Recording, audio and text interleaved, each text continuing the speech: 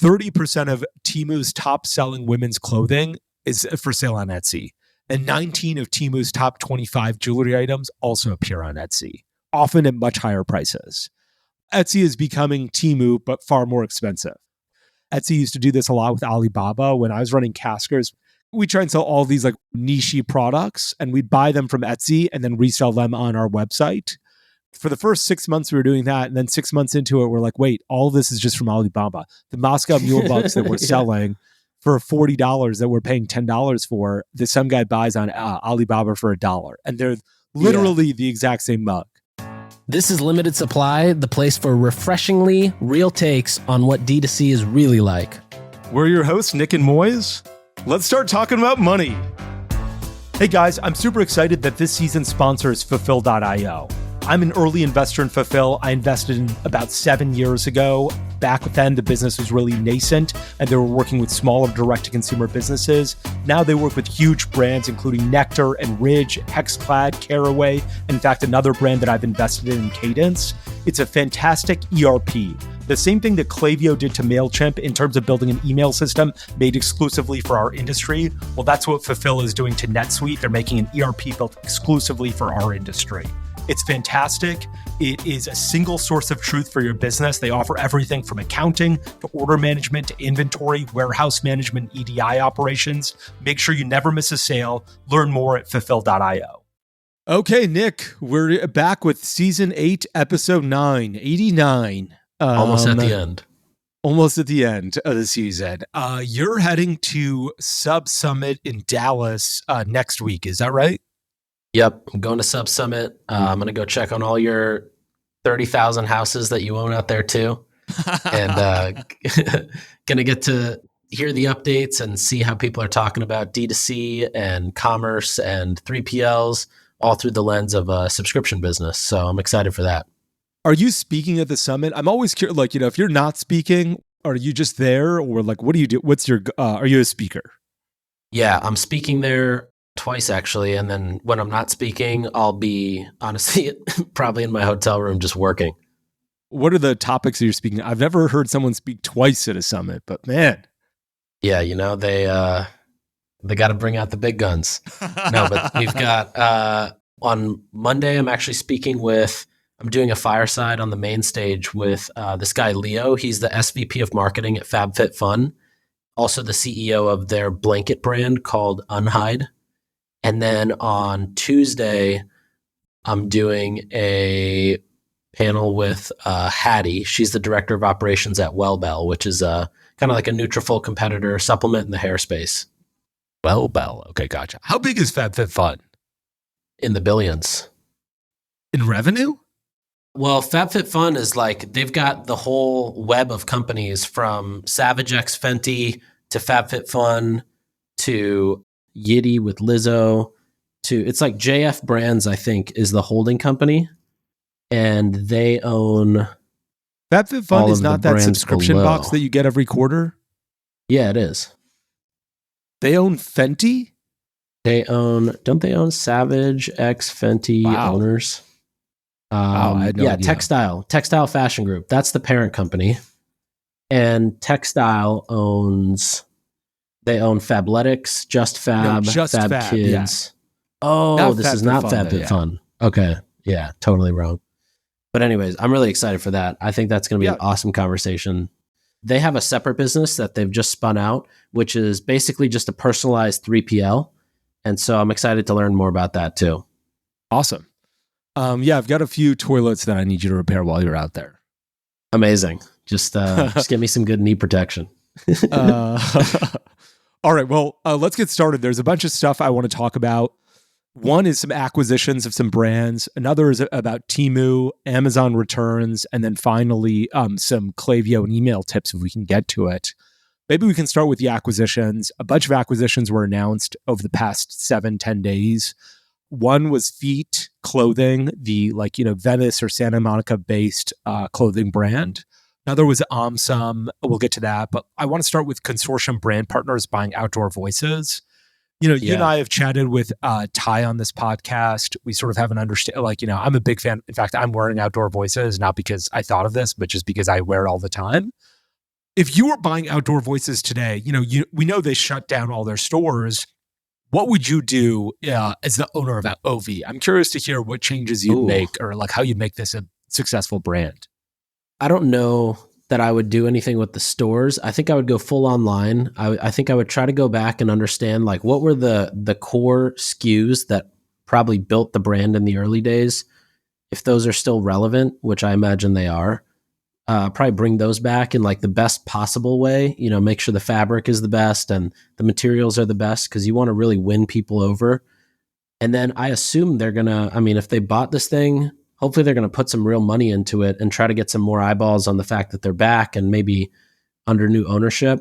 I think I would try to run it there. I would also probably try to see like, I wonder who else could sell this. Could Nordstrom sell Outdoor Voices? Could Amazon sell Outdoor Voices? And try to just make it really omni-channel. Before it was always just, I think, sold by Outdoor Voices only. And maybe if you did a partnership with them, you sold like a collaborative product. But I'd probably go omni-channel digital. And then maybe even see like, I don't see why Outdoor Voices couldn't be sold in Target. Probably the price point. I think like, Target isn't generally in the business of being like, yeah, we're going to sell $80 athleisure pants. But, you could change the price point if you want. Yeah, or maybe like a subline for Target. Yeah. And then, so you keep the stores closed. And then can this brand advertise on Facebook? Like, how do you market this thing to make it alive again? I haven't seen an Outdoor Voices ad in a really long time. How do you make it so that it's not a brand people like may have recognized, but is sort of in the back of your mind and not in the front of your mind? From a performance standpoint, probably your normal stuff, Facebook, probably heavily catalog. But I think really like what has to be done first is like on the brand side, like how do you make Outdoor Voices cool again? How do you make it exciting? Like I think with apparel, before somebody wants to buy from the brand, they want to know that it is cool or it's trendy or it's like the right thing to get. So for that, I think you would probably need to get a pretty solid 360 campaign or some sort of a, hey, we're back type of campaign, really good photography, something that builds that trust again. And then, probably run the gamut, see if you can get some earned media, some influencers, content creators, and then, start running some performance ads. If you were to buy it, would you consider sort of saying, look, I'm going to buy it. I paid, and I'm just making up a number here. I don't have any inside information.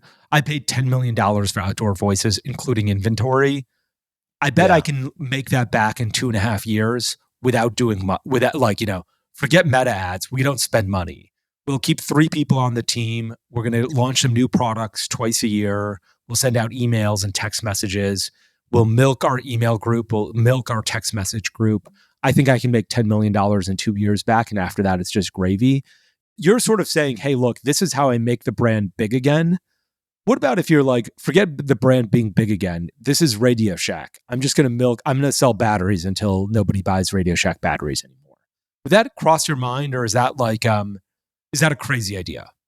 No, I don't think it's a crazy idea. It's definitely more of a conservative approach, I think. It's like more of a cost prohibitive, I guess. Like you're not going to be spending as much. You kind of milk what's there.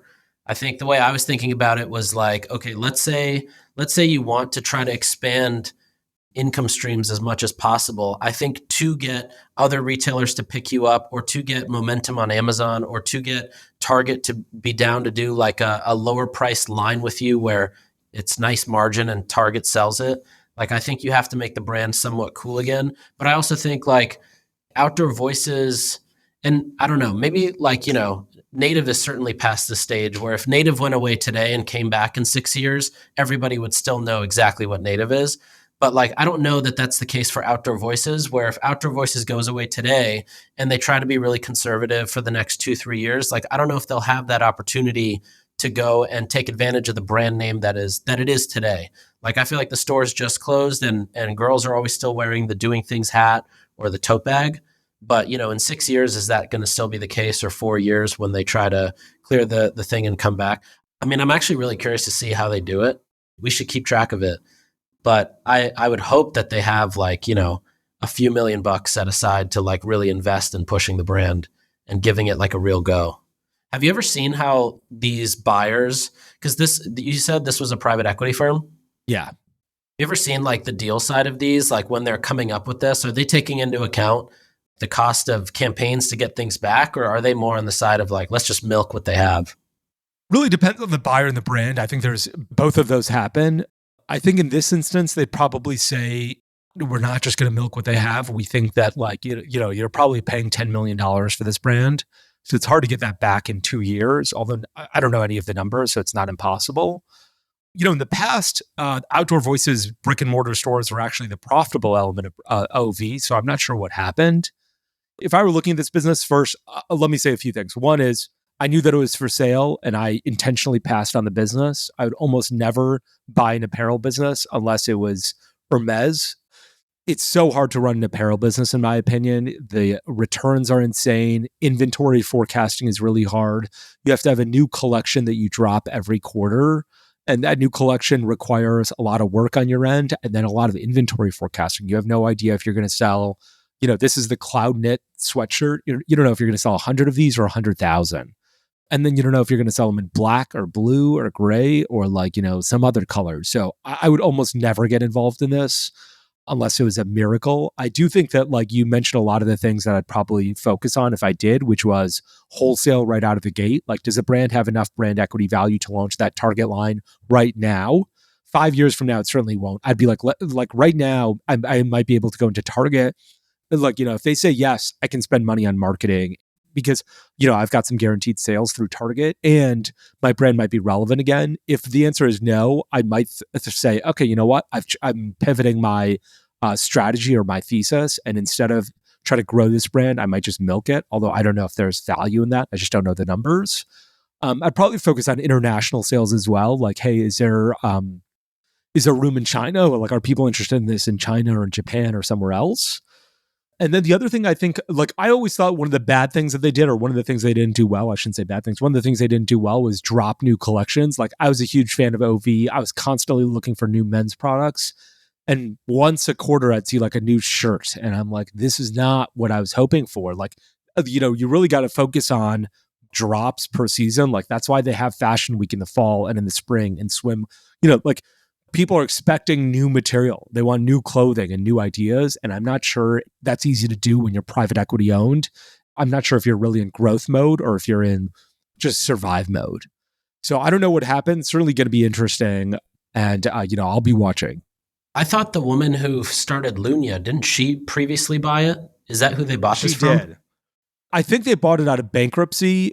She was running the business for several years. Yeah. And, it just didn't work out the way that it was going for. Okay, let's move on to the next one, which is Feet. Feet sold to 2.0 Ventures, undisclosed amount. I don't have much information. Feet had secured 4 rounds of funding. In 2022, the apparel company was valued for $75 million. At $75 million, apparently. And over 4 rounds, they raised a total of $5 million. So they didn't raise much, although it was at a high valuation, $5 million, $75 million valuation. Obviously, those were multiple rounds, so there could have been more dilution, but not a lot of fundraised. And what do you think of that brand? If you were running Feet, what would you do, I guess? I think where Feet and maybe a few other clothing brands took a turn was when they just expanded the SKU, the catalog, too much, too quickly. I think they started with socks, if I'm correct. And then they expanded to the hoodies. I could be wrong about that. I think you got to figure out if you could build a business on one product or one collection or one line, one type of product, maybe with different colors or variants, before you just go, all right, we're going to do a bunch of stuff. And especially in apparel, because you've got sizes. So you've got colors and then you've got sizes within colors. So it's one sweatshirt might actually be 20 different SKUs. 20 SKUs you have to stock up on of each thing for a sweatshirt. But yeah, personally, I'm a fan of the actual product. I love the product. It's very cozy. I have a couple of them myself. But yeah, apparel is just a scary business because you have to buy so many of every product and you don't really know if something's going to hit or not hit. I feel like apparel is very much lightning in a bottle. If something hits, it really hits. Otherwise, you're sort of fighting the marketing and sales kind of, trying to sell product, or you're just playing very a very hard game fighting upstream where nobody actually wants the product. How do you think Mad Happy is doing then? Like, and Mad Happy is doing a bunch of new releases. They're opening a bunch of stores as well. How are they doing it differently than these other apparel businesses? I don't think that Mad Happy just sells sweatshirts. I think a lot of what they've built with the brand around what it stands for and who the people are that associate themselves with Mad Happy, I think a lot of people buy into that. And the sweatshirt happens to be the way to buy into that and represent yourself as a buyer into that. Mad Happy, just like, they've got such a strong brand. Like, you could imagine the Mad Happy Hotel or like the Mad Happy Gym, the benefits that would come with the Mad Happy credit card. Like, I feel like they've got such a strong brand. That's what people are buying into. Also, they do a phenomenal job of dropping products constantly. And they do a really phenomenal job of being in the culture in all the right ways. The people at the top of culture, everybody who everybody looks to see what's cool, like they're all in Mad Happy. What I loved about Feet is that I really felt like the CEO, the guy's name is Taylor. Taylor really embodied Feet. Whenever I saw the brand, I thought of him. And whenever I saw him, I thought of the brand. I thought they were like synonymous. And I was like, okay, if there's a relaxed California, I'm walking my dog on Thursday at 3 p.m. and enjoying my life brand or person, I think of Taylor. And so I really respected that Totally. The entire time. Okay, the third business I wanted to talk about was Omsom. Omsom, can you tell everyone what Omsom is? Yeah, Omsom is basically an easy way to make Asian and flavored meals by just adding sauce packet to whatever you're cooking. So if you're cooking, we want to make like a Thai stir fry. You just cook your chicken, you add your veggies in a pan, and then you just put the Omsom sauce, and you've basically got a restaurant quality stir fry. That's exactly right. And so, there's other businesses in like the Asian food direct to consumer space, although that like categorizing Asian people so generically, I feel like I'm doing that with the businesses too. There's BY Jing, there's immi. I think you and I are both investors in immi as well. Yep. Sanzo, yeah, that's right. I didn't even think of that one. That's a great one. Okay, so let's talk about the Omsom numbers. So first, they were sold to a publicly traded business, which was called DTC, which I thought was really crazy because DTC is like a tiny, tiny business. I can't believe it's publicly traded. But anyway, here's the terms of the agreement. It was an asset purchase agreement. Omsom did $3.7 million in revenue last year. The buyer agreed to take on Omsom's debt, which was $800,000. And if the brand hits certain projections, there's upside in the if they do well over the next 4 years. At the time of acquisition, the projection is they'll earn $11.7 million. Half of that will be given in stock and half of that will be given in cash. I wrote on Twitter about this. I thought Omsom had raised $2.5 million because I was just looking it up. But people messaged me after I posted this tweet, and Omsom had actually raised $8 million. So substantially more than I had known about. What do you think about this acquisition? And what do you think this means for immi and BY Jing and Sanzo? Or does it not mean anything? Like they're just not, I'm grouping all the Asian businesses together and that's silly of me. So I invested in Omsom in their first round and have seen the business since the early days. Honestly, like Omsom, immi, BY Jing, Sanzo, Nectar, they all kind of like grew at around the same time. They all kind of came out around the same time. And all of them have grown nicely. I think my interpretation of the acquisition is that they just needed capital and maybe couldn't raise it because like they had already raised 8. If you've raised 8 and you're doing 3 or 4, it's hard to go to investors and say, I need more money. So my interpretation is probably that this was a way where they could actually partner with another company. I think Drew Fallon wrote a thread on this too, and he said that they basically get $3 million over 3 years to hit their targets in order to earn out the 11.7. So it was probably a way of, all right, best case scenario, we can earn 11.7, which is good outcome. Worst case scenario, the brand will continue to live and continue to go. I think they're doing pretty well in retail itself. So like, I think the retail business will continue to grow and expand. Somebody else told me that this company DTC is basically looking to make a bunch of acquisitions and sort of become like this holding company where they bring these brands in, sort of create this distribution platform for sales, and basically continue to grow them. Yeah, I think they made another acquisition of a business called GI Industry, which is an Italian producer of Asian ready meals. I've never heard of them. I think that it's a great home for Omsom. I think this Omsom acquisition, the Feet acquisition, and the Outdoor Voices. So I don't think this really means anything for immi or BY Jing, or it doesn't mean much. I will say, doing $3.7 million in revenue, having raised $8 million and taken on another $1 million of debt isn't the best operational excellence I've ever seen. But, these businesses are hard, and I respect that. Totally. And I love Vanessa. I think she's a great human being and did a fantastic job. I really adore everything that she's built.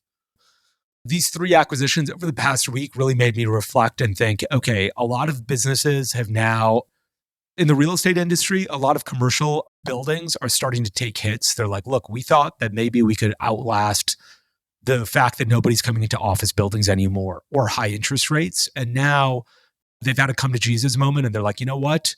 We cannot survive any longer. Half of our building is empty and interest rates are really high. We cannot continue this operation anymore. It's just not possible.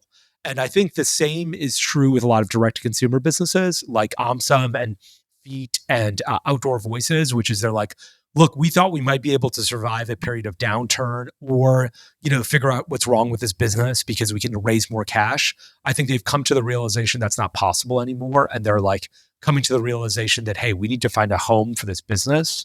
And I think all 3 of these entrepreneurs have done that. And I think we're going to see a lot more of this, which is not great outcomes by any stretch of the imagination, but a good place to say, you know what, I learned a ton. There's some upside in it for me if I join this new organization, or some upside just by signing these documents. And, I'll learn a lot more, and I'll be prepared for another business that I'll do better the next time. I think the last 3 businesses have told us that. And I'm really excited about that. I'm happy that these businesses have found good homes and don't have to go through what Outdoor Voices had to go through.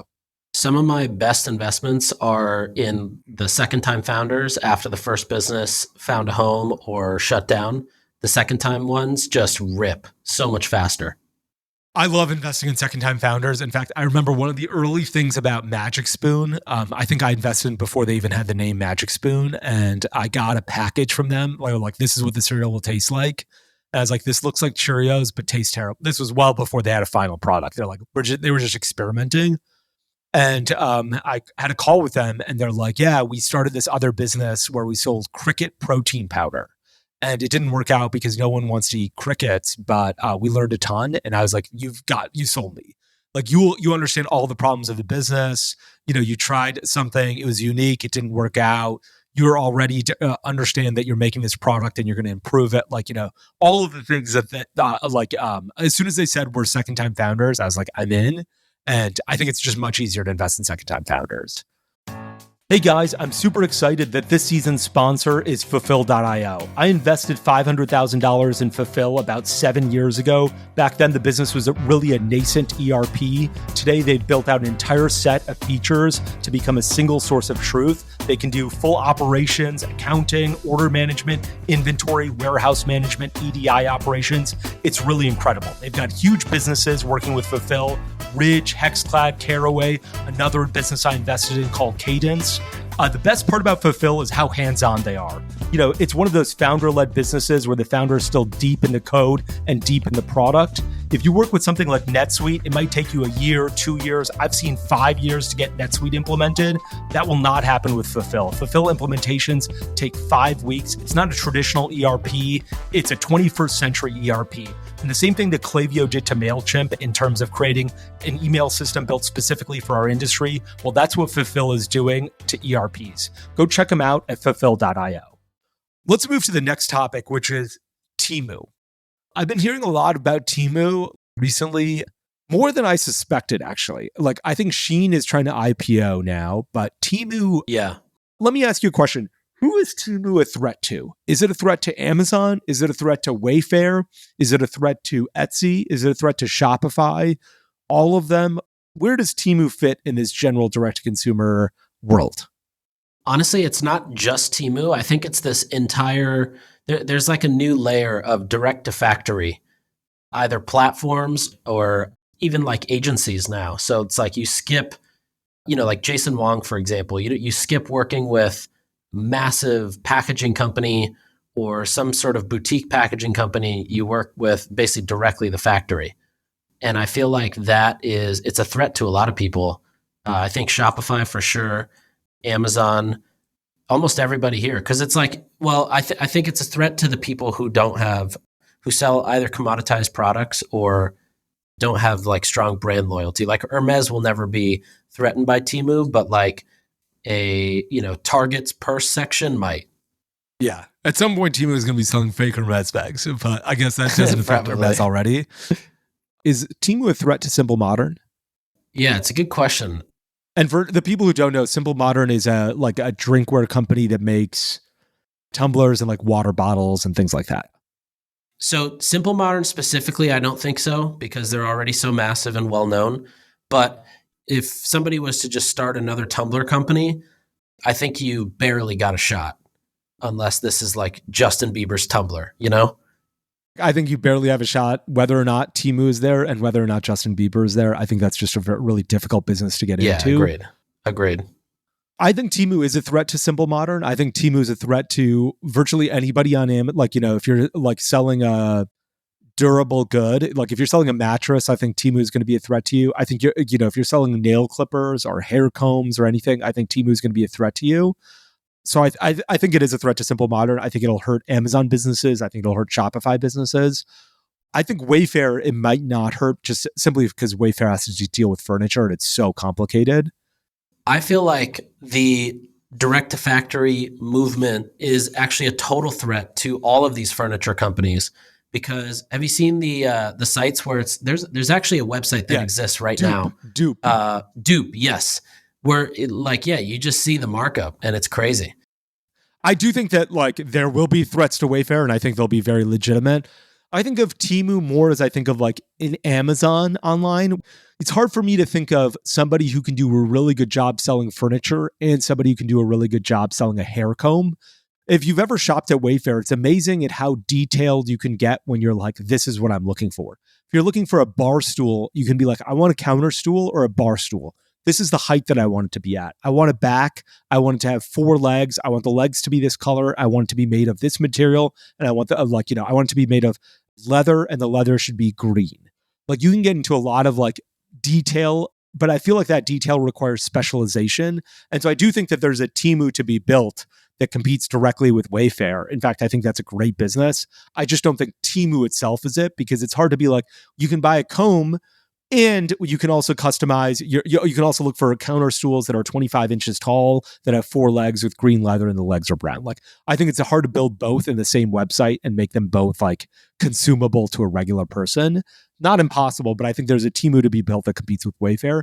The reason I brought this up is because I read this really interesting thing, which says that 30% of Temu's top selling women's clothing is available on Etsy. It's for sale on Etsy. And 19 of Temu's top 25 jewelry items also appear on Etsy, often at much higher prices. Basically, Etsy is becoming Temu, but far more expensive. Like, you're going to get a product from Temu, but they're going to wrap it in like a nice... That's right. That's exactly what it is. It's like, some guy like you or me, or some girl like you or me, and buying stuff from Temu probably in bulk and then repackaging it for Etsy. And I think that's a real threat to Etsy. To be honest, Etsy used to do this a lot with Alibaba. When I was running Caskers, we tried and sell like, those brass mugs that you drink like Moscow mules out of, or like, we try and sell all these like niche products, and we'd buy them from Etsy and then resell them on our website because they were like very niche and custom. And then like for the first 6 months we were doing that. And then 6 months into it, we're like, wait, all this is just from Alibaba. The Moscow mule bugs that we're selling for $40 that we're paying $10 for, that some guy buys on Alibaba for $1. And they're literally the exact same mug. And so we're like, oh, we thought we were buying it from like this handcrafted person, but in reality, they were just buying it from China. Of course. How did we think that some guy was handcrafting a copper mug in his house? Just some guy named Kevin sitting in his boxers, shipping you straight from Alibaba. Yeah, we were so stupid. We just didn't understand that that's not what was happening. The reality was that these guys were just like buying from Alibaba, drop shipping into their house, or sending to their house and drop shipping to us. That's what's happening to Etsy now. It's such a real threat to Etsy because I feel like it really ruins the platform of handcrafted goods. I think in response to Temu, Etsy's been running a lot more advertising. I don't know if you've noticed it, but like they're running a lot more advertising, focusing on basically like, get real handcrafted, made in the USA, authentic products here at Etsy.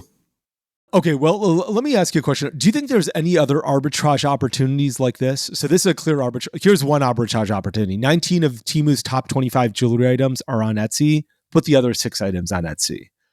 Here's another one. Take those 25 items and sell them on Fair, Faire, and sell them to wholesalers. Wholesale them to other retailers, like, people who have a bunch of spa stores or, whatever it is. Those are quick arbitrage opportunities. Any other arbitrage opportunities that you can think of? Like, this is a pretty interesting thing that somebody's doing. Like, any arbitrage opportunities that you've seen in e-commerce? I mean, I would take the same thing. Instead of Etsy, sling it with a ton of affiliates at scale. Like, give them a huge margin and just go hard with affiliates. What's another one that I learned this week is, did you know that it's kind of e-commerce, but not really. The Chase Sapphire Preferred, not the Reserve, but the Preferred. If you get somebody to sign up and you're an affiliate to Bankrate or JP Morgan, they pay you $600 cash for one person to sign up. How have we not gone ballistic on the performance marketing side and acquired somebody for $100? It can't be that hard. Great question. Let me respond to that, and then I'll respond to the other arbitrage opportunities. So one, that's how the Points Guy works. The Points Guy is owned by a company called Red Sea Ventures.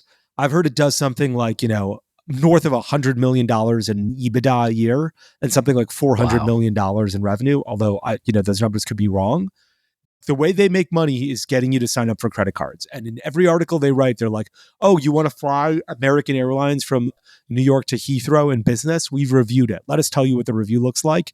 But before that, this is how you earn American Airlines points. You have this credit card. Go sign up for this credit card. What I've heard is the banks have made it really difficult to become affiliates for their credit cards because they had so many scam people do this, where they'd be like, sign up for a Chase Sapphire Preferred card and I'll pay you $500. Fuck it. I'm going to get $600. I don't forget my CAC might be $50 if I'm ready to pay you $500.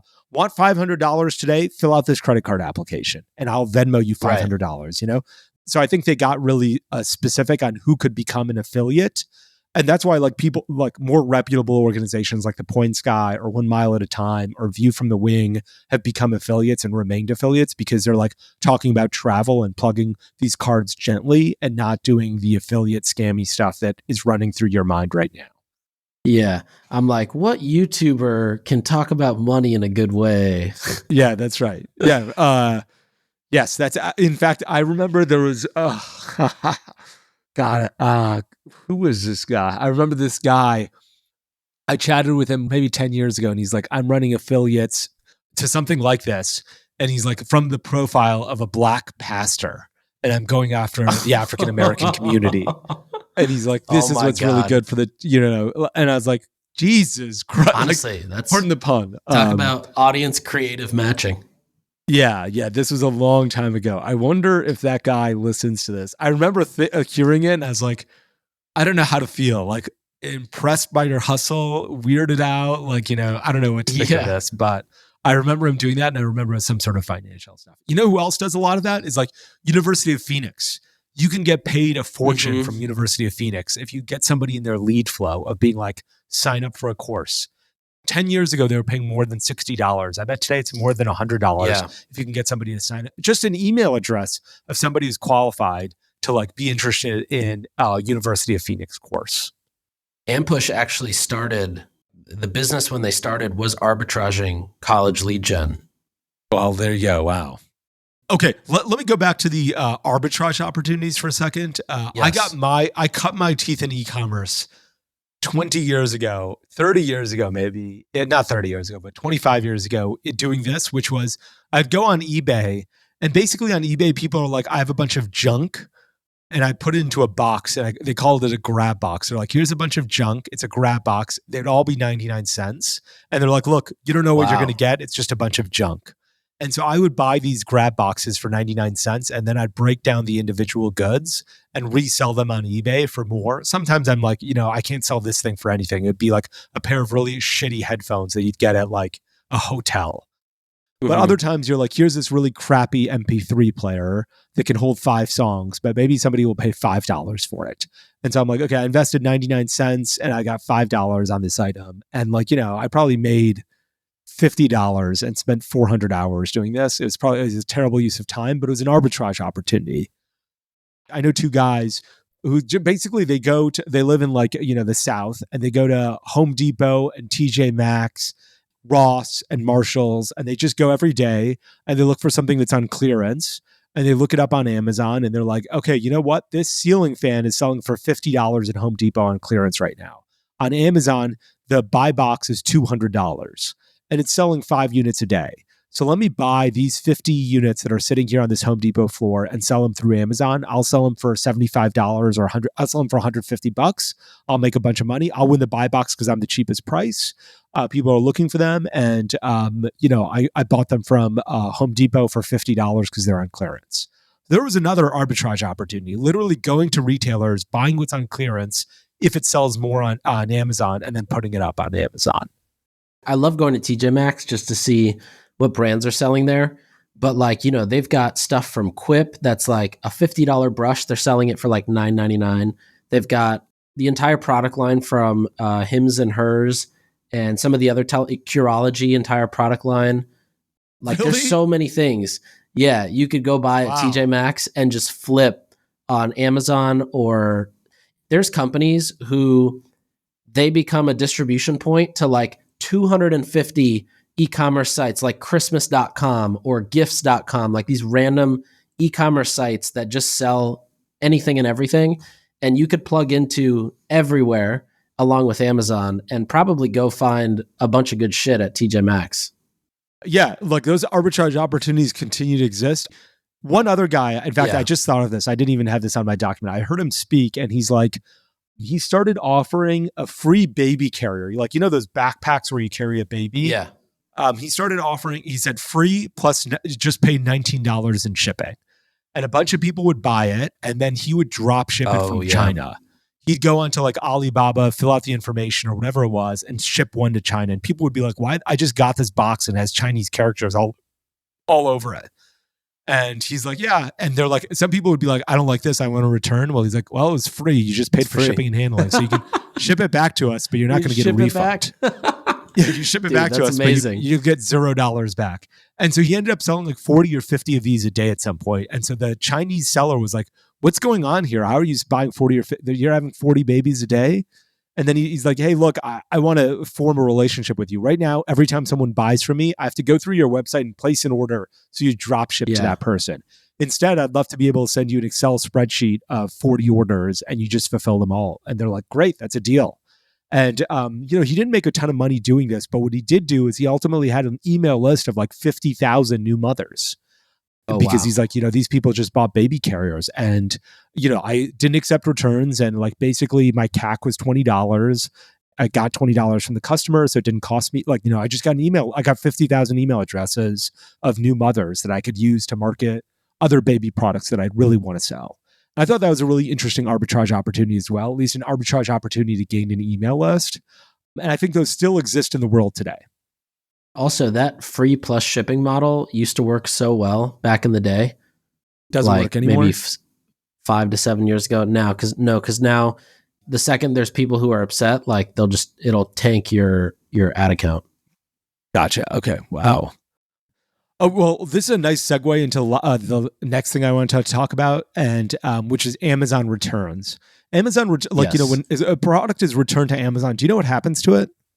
No, but you know what's funny is I was thinking about returns the other day. Like, who opens the box and decides this is allowed to go back or not allowed? And like, what happens to all the product that comes back that's got a scratch on it and they can't put it back in the new? So I'm curious. Yeah. So the reality is some stuff is returned to seller. The seller says, I'm ready to pay Amazon an extra fee and you have to ship it back to me and I'll do the work to see, hey, look, can this iPhone be returned or not? Like, can this iPhone be resold or not? Some stuff goes into like liquidation. Like, there's some liquidation. Oh, I think that goes into liquidation. Oh, really? There's one like disposal. The reason that I brought this up was because one of my mother's friends works at an Amazon warehouse. And he was talking to me about it at this dinner party. And he said, look, like basically, if we get a return at our warehouse, the first thing we do is if it's an Amazon product, we'll actually take a look at it. Like, this is Amazon, it's an Amazon brand. We'll take a look at it and see if it can be resold. If it's not an Amazon brand and it's not returned to seller, the first thing we do is throw it in the garbage. We don't give a fuck if it's a perfectly brand new item. We don't care. The only thing we're going to do is throw it in the garbage. And we charge for disposal costs money as well. If you're an Amazon seller. But really the interesting part was he's like, look, what we'll do is we'll make gaylords or we'll make a pallet of stuff that we've thrown in the garbage. And then we'll auction off that pallet.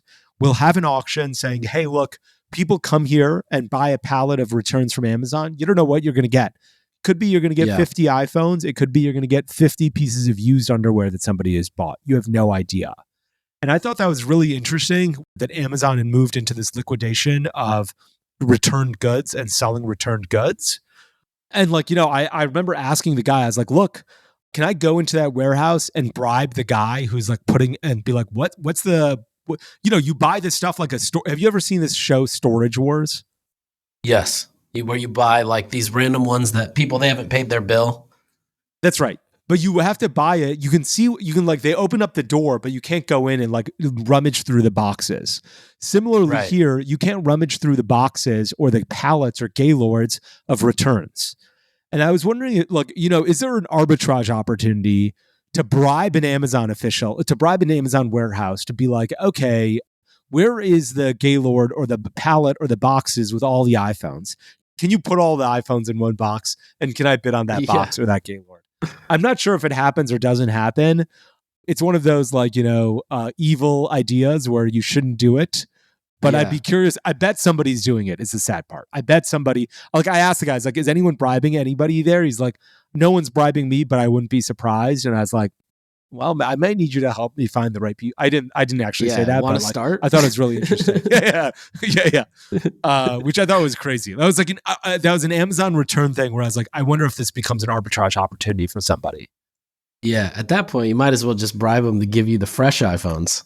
Yeah, you're probably right. The arbitrage opportunity, the legitimate and real arbitrage opportunity, I think, is just buying that garbage, like buying what they're going to dispose of, sight unseen, the same way I used to buy an eBay grab box and then reselling it.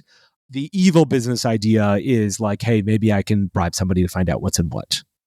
One of the things did, which is hilarious, back in college was she played on the tennis team. She was on a D1 tennis team. And so she would go back to school 2 to 4 weeks, depending on the break, prior to whenever everybody else would come back. So if it was winter break, I think their break was a month, but she would only get 2 weeks, and then 2 weeks they'd have to be back practicing. So she would basically get the textbooks that have been sitting in the bins that, the donation bins that nobody's emptied out, and she would sell them on Amazon and make a ton of money, a crazy amount of money. They were going to be resold anyways, but she ended up basically, she paid summer rent, got all her expenses paid. It was amazing. Wait, I'm sorry. Where did she get the textbook from? From the donation bin? Yeah, around campus, there's donation bins of for donate your textbook for somebody else to get a book. Oh wow, okay, gotcha. It reminds me of this Office episode where someone they're doing a Thanksgiving donation drive, and Creed comes into the office and just starts taking stuff out of there. And Jim's like, oh, I think that you're supposed to donate stuff, and Creed's like, yep, and he just walks out with it. That sounds like the person we just bleeped out. Yeah. Okay. Unfortunately, I don't think we're going to have time to go through the Klaviyo tips or the email tips. We're going to have to save that for another episode. But this was a great episode 9. I had a fantastic time. Yeah, this was awesome. We've got a couple last exciting episodes, and we'll carry you out through the season. Awesome. Thanks for listening.